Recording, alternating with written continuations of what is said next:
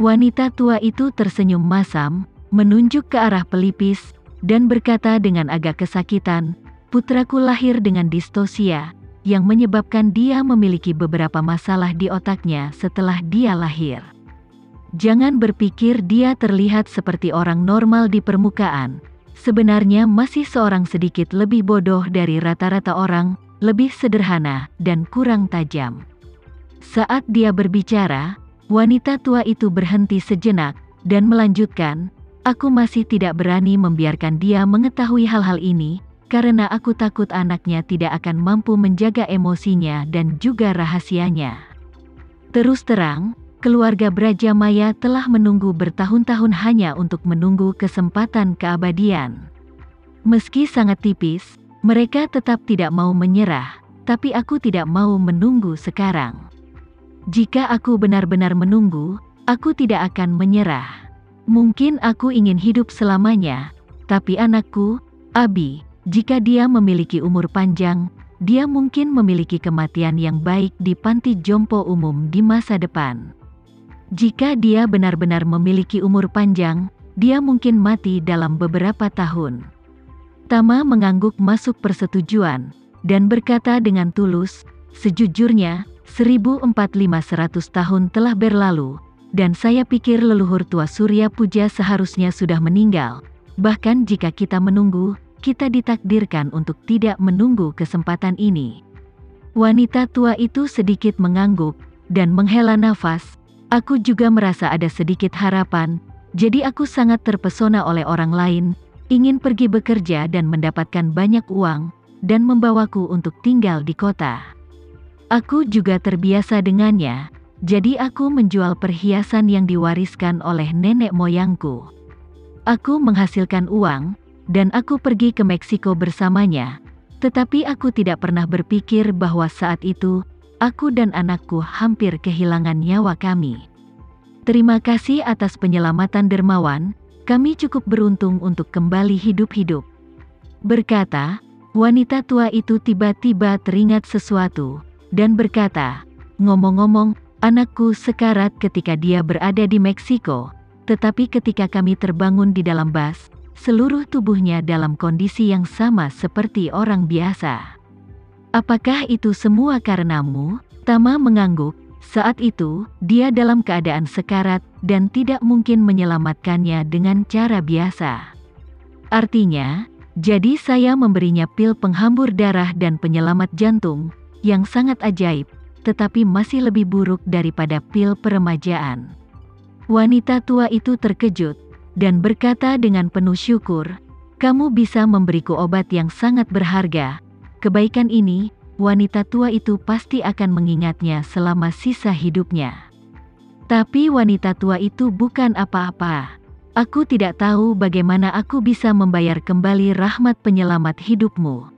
Tama melihat ke arah tulang Phoenix dan gelang rotan di tangannya, dan berkata dengan tenang, "Nenek Kinasih, meskipun junior ini menyelamatkanmu dan putramu, gelangmu ini sangat berharga. Aku telah melakukan bantuan besar untuk junior ini, dan dari sudut pandang junior ini bahkan jika junior ini telah melakukan ini, saya masih merasa berhutang budi." Wanita tua itu berkata dengan sedikit gentar, "Jangan berpikir begitu, dermawan. Tidak peduli betapa berharganya sesuatu, itu selalu benda, dan tidak bisa dibandingkan hidup lebih penting." Tama tersenyum sedikit. "Ketika kita berpisah hari itu, aku berjanji padamu bahwa aku akan datang menemuimu secara langsung setelah kembali ke Indonesia, dan bahwa aku akan membiarkanmu dan putramu tidak memiliki kekhawatiran dalam hidup. Jadi saya datang ke sini kali ini untuk memenuhi janji saya. Seperti yang dijanjikan, saya meminta seseorang untuk membeli villa kecil dan rumah depan terdekat, dan nenek dapat pindah ke sana bersama putra nenek." Wanita tua itu dengan cepat berkata, "Nak, kami tidak punya apa-apa untuk membayar hidup kami. Bagaimana kami bisa meminta real estate-mu lagi?" Tama melambaikan tangannya dan berkata dengan serius, "Nenek, uang kecil ini tidak sebanding dengan setetes pun di ember bagi saya. Selain itu, gelang yang nenek berikan kepada saya berguna bagi saya. Bagaimana saya bisa membiarkan nenek dan putra nenek terus tinggal di sini dengan tenang?" Saat dia mengatakan itu, Tama berkata lagi, "Lebih dari 1000 tahun telah berlalu, leluhur tua Surya Puja tidak pernah muncul, dan tidak mungkin dia muncul di masa depan. Dalam hal ini, nenek tidak perlu menunggu lebih lama lagi. Karena keinginan terakhir leluhurmu, mengapa tidak pergi dengan milikmu? Putraku pergi dari sini untuk menjalani kehidupan yang stabil di kota. Meskipun putramu kehilangan satu ginjal, tetapi dengan restu ramuan, umumnya tidak lebih buruk daripada orang normal, dan dia pasti akan dapat menikahi seorang istri dan memiliki anak di masa depan, untuk melanjutkan garis keluarga-keluarga Brajamaya.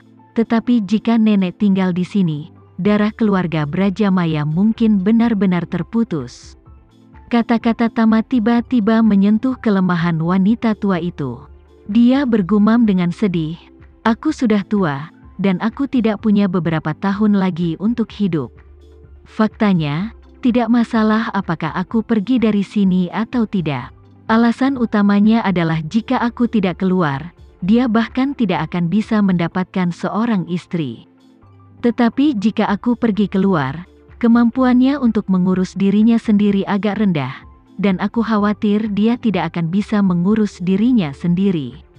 Tama berkata sambil tersenyum, "Jangan khawatir tentang ini, alasan mengapa saya meminta orang untuk membeli rumah dari pintu ke pintu adalah karena menurut saya rumah dari pintu ke pintu dapat membiarkan putra Anda membuka rumah di depan pintu rumahmu." Supermarket kecil. Wanita tua itu buru-buru berkata, "Putraku jauh lebih bodoh dari orang biasa, dia tidak pandai membuka supermarket." Tama tersenyum dan berkata, "Membuka supermarket kecil tidak sulit seperti yang nenek pikirkan. Selama nenek bersedia berkorban dengan sedikit keuntungan di sisi retail, nenek dapat menemukan pemasok yang bersedia memberikan uang muka untuk menyebarkan barang ke supermarket. Mereka bahkan tidak bersedia membantu nenek menyebarkan barang seharga Rp1. Dalam proses tindak lanjut, barang dapat dikirim ke pintu setiap saat. Putra nenek hanya perlu duduk di toko dan menggunakan alat pemindai kode untuk memeriksa pelanggan. Apalagi kasir perangkat lunak sekarang terhubung ke data inventaris, dan akan ada pengingat ketika ada sesuatu yang akan terjual. Ketika saatnya tiba, nenek hanya perlu menelepon pemasok, dan dia akan mengirimkan barangnya." Kemudian, Tama berkata, "Biaya terbesar untuk membuka supermarket kecil semacam ini adalah tenaga kerja dan sewa. Dengan tampilannya sendiri, sewa akan dihemat. Setelah turun, sisanya hanya biaya tenaga kerja, dan supermarket kecil tidak terlalu ramai untuk satu orang.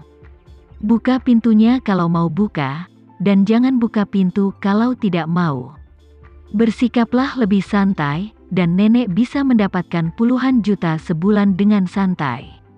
Tidak, nenek juga bisa menyewa fasad secara langsung, dan uang sewanya cukup untuk hidup kalian berdua."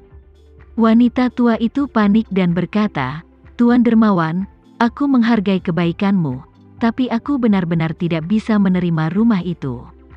Tama tidak terburu-buru, tetapi hanya tersenyum dan berkata, "Nenek Kinasih, banyak gadis-gadis di luar sangat realistis. Jika anakmu tidak memiliki rumah atau penghasilan tetap, mereka tidak akan menyukainya sama sekali. Kau tidak dapat menjual lukisan yang dibuat oleh nenek moyangmu, bukan?" Wanita tua itu tidak tahu bagaimana menjawab untuk sementara waktu. Tama berkata lagi, "Selain itu, nenek pasti ingin hidup lebih lama dan menghabiskan lebih banyak waktu dengan putramu. Jika dia menikah dan memiliki anak di masa depan, nenek pasti ingin membantu merawat cucumu selama beberapa tahun lagi." Wanita tua itu tersenyum kecut, "Aku bahkan tidak memiliki takdir itu. Jika aku bisa hidup untuk melihatnya menikah dan punya anak, aku akan diberkati oleh leluhurku dan mati tanpa penyesalan." Tama mengangguk, mengeluarkan pil peremajaan dari sakunya, dan berkata dengan santai, "Oh, ya, Nenek Kinasih, ini adalah pil yang saya siapkan sendiri, Ini memiliki efek memperkuat tubuh. Ambil satu dan cobalah. Wanita tua itu tidak tahu bahwa pil yang dikeluarkan Tama adalah pil peremajaan yang diceritakan oleh nenek moyang keluarga Brajamaya kepada keturunannya.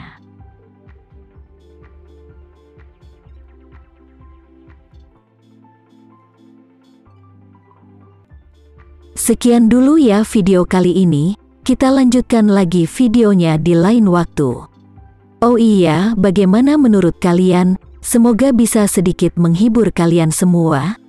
Untuk teman-teman yang baru nonton, jangan lupa subscribe ya, hehehe. Dan kalau teman-teman ada yang ingin gabung langganan, bisa langsung gabung saja untuk dapat fitur yang menarik dan sedikit membantu Mimin. Terima kasih banyak sudah menonton, sampai jumpa lagi, bye.